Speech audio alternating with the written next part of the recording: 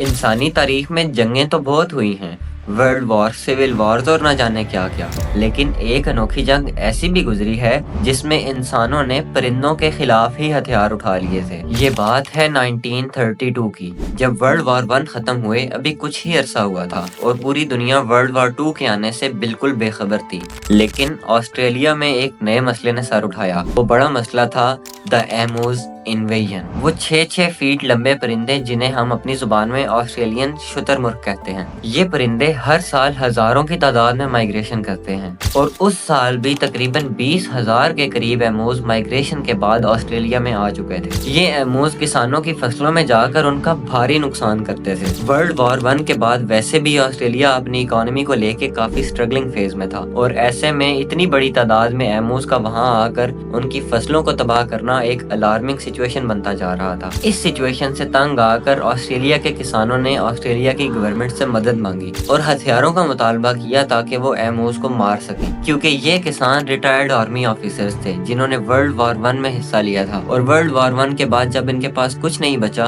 تو آسٹریلیا کی حکومت نے انہیں بہت سی زمینیں کاشتکاری کے لیے دیں تاکہ وہ اپنا گزر بسر کر سکیں، اور ایسے میں ایموز جیسی بڑی آفت ان کے لیے انتہائی پریشان کن تھی، جس پر آسٹریلین گورنمنٹ نے کسانوں کی مدد سے صاف انکار کر دیا اور اس سچویشن سے نپٹنے کے لیے آسٹریلین آرمی کو آرڈرز دیے کہ وہ خود ان ایموز کو وہاں سے بھگائیں، جس پر آسٹریلین آرمی نے ان ایموز کے خاتمے کے لیے آپریشن کرنے کا فیصلہ کیا، جس آپریشن میں آسٹریلین آرمی نے میجر میرڈتھ کو ذمہ داری سونپی اور میجر میرڈتھ کو سولجرز، مشین گنز اور ایک ملٹری ٹرک دیا گیا۔ اب آپریشن کا آغاز ہوا۔ مشن بہت سمپل تھا، ایموز کو ڈھونڈنا اور انہیں مار کر ان کی پاپولیشن کو کنٹرول میں لانا، لیکن یہ جتنا آسان لگ رہا تھا اتنا تھا نہیں۔ میجر میرڈتھ نے پہلے آپریشن کا آغاز نومبر میں کیا۔ آپریشن کا آغاز کیمپین کے علاقے سے ہوا، جہاں پہلے ہی دن 50 ایموز نظر آئے اور انہیں دیکھتے ہی آسٹریلین آرمی نے فائرنگ شروع کر دی، لیکن فائرنگ شروع ہوتے ہی ایموز نے بھاگنا شروع کر دیا اور ان کا بیہیویئر اتنا انپریڈکٹیبل تھا کہ آرمی کے لیے بھی انہیں ٹارگٹ کرنا انتہائی مشکل بنتا جا رہا تھا، اور ایموز اتنی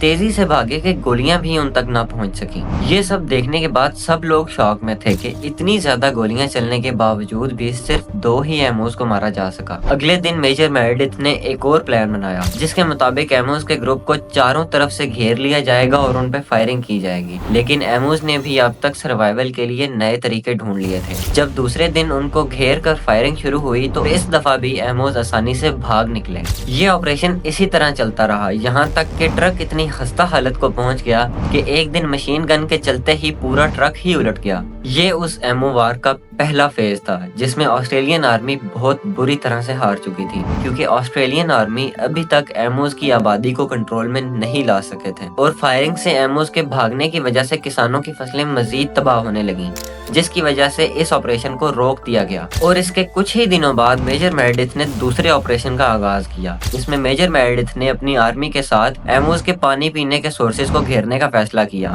اور جیسے ہی وہ ایموز پانی پینے آتے تو مشین گن سے ان پر فائرنگ شروع کر دی جاتی، لیکن اب بھی ایموز بھاگ نکلتے، یہاں تک کہ جن ایموز کو گولیاں بھی لگتی تو وہ بھی زخمی حالت میں آس پاس کے جنگلوں میں جا کر چھپ جاتے۔ اس ایک مہینے میں فوج نے لگ بھگ 10,000 کے قریب گولیاں چلائیں، جس کے نتیجے میں 986 ایموز مارے گئے، لیکن اب بھی وہ ایموز کی تعداد اتنی زیادہ تھی کہ ان پر کنٹرول کرنا انتہائی مشکل تھا۔ ایمونیشن کے اتنے زیادہ نقصان کے بعد آسٹریلین آرمی نے آپریشن رکوا دیا اور ان کسانوں کے سامنے ہاتھ کھڑے کر دیے کہ اب ہم آپ کی کوئی مدد نہیں کر سکتے، آپ اپنی مدد آپ کے تحت فینس وغیرہ لگا کر اپنی فصلوں کی حفاظت کریں، ہم آپ کی کوئی مدد نہیں کر سکتے۔ اب تک یہ بات پورے یورپ میں پھیل چکی تھی، یہاں تک کہ پوری دنیا میں دا گریٹ ایمو وار مشہور ہونے لگی اور ہر جگہ آسٹریلین آرمی کا مذاق بننے لگا کہ وہ کیسے پرندوں سے ایک جنگ ہار گئے، اور آج بھی تاریخ کے پنوں میں اس جنگ کو دا گریٹ ایمو وار کے نام سے جانا جاتا ہے۔ آپ اس جنگ کے بارے میں کیا سوچ رہے ہیں؟ ہمیں کمنٹس میں ضرور بتائیے گا، اور اگر آپ کو ہماری یہ ویڈیو پسند آئی تو لائک ضرور کیجیے گا، اور مزید ایسی ویڈیوز کے لیے ہمارے چینل کو سبسکرائب کر لیں۔ اس ویڈیو کے لیے صرف اتنا ہی۔